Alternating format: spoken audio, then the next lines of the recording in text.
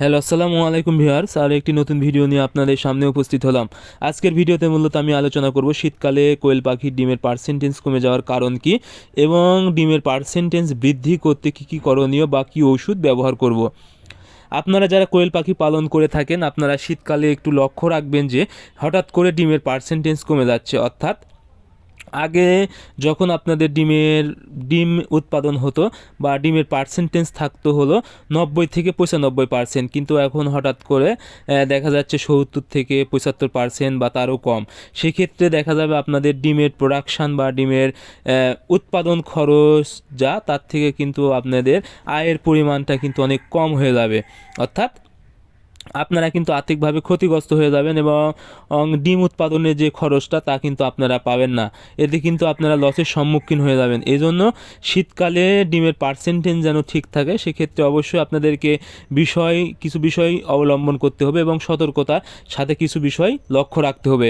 এখন আপনাদেরকে জানতে হবে কোয়েল পাখির ডিম কমে যাওয়ার কারণ কী।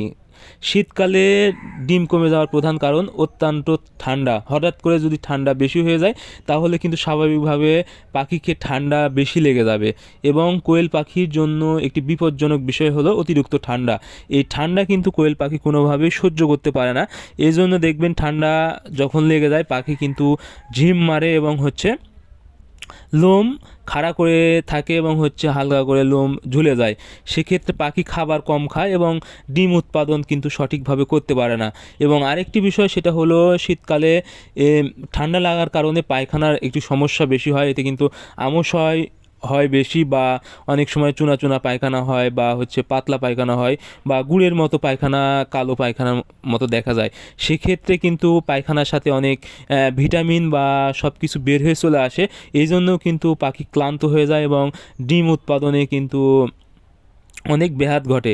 এজন্য অবশ্যই আপনারা যখনই দেখবেন অতিরিক্ত ঠান্ডা পড়তেছে সেই সময় পাখিকে যেন ঠান্ডা না লাগে, সেক্ষেত্রে যেখানে পাখিটা রাখবেন সেই জায়গাটা সুন্দর করে একদম ঘিরে দিবেন যেন কোনোভাবে বাতাস প্রবেশ করতে না পারে এবং পাখি যেন সুষ্ঠুভাবে সুন্দরভাবে চলাচল করতে পারে সেই বিষয়টা লক্ষ্য রাখবেন।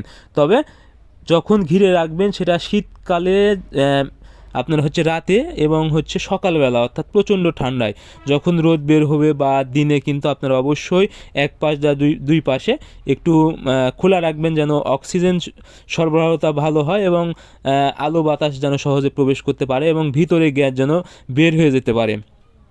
আর আরেকটি বিষয়, শীতকালে অবশ্যই আপনারা ক্যালসিয়াম এবং এডি ব্যবহার করবেন, কারণ শীতকালে কিন্তু ক্যালসিয়ামের অনেক ঘাটতি হয়ে যায় অটোমেটিক। সেক্ষেত্রে কিন্তু ক্যালসিয়াম আপনারা অবশ্যই দিবেন, সেক্ষেত্রে ডিমের প্রোডাকশান ভালো হবে এবং এডিও ব্যবহার করবেন একবেলা করে।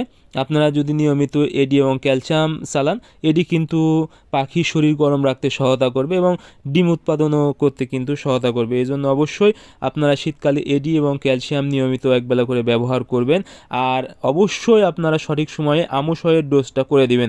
শীতকালে আমাশয়ের যদি ডোজ করেন তাহলে কিন্তু আমাশয় হওয়ার সম্ভাবনা কম থাকবে এবং পাখি একদম সুস্থ থাকবে। সো আজকের ভিডিও এ পর্যন্ত। আপনারা আমাদের পরবর্তী ভিডিও পেতে অবশ্যই আমাদের চ্যানেলটি সাবস্ক্রাইব করবেন। ধন্যবাদ সবাইকে। আল্লাহ হাফেজ।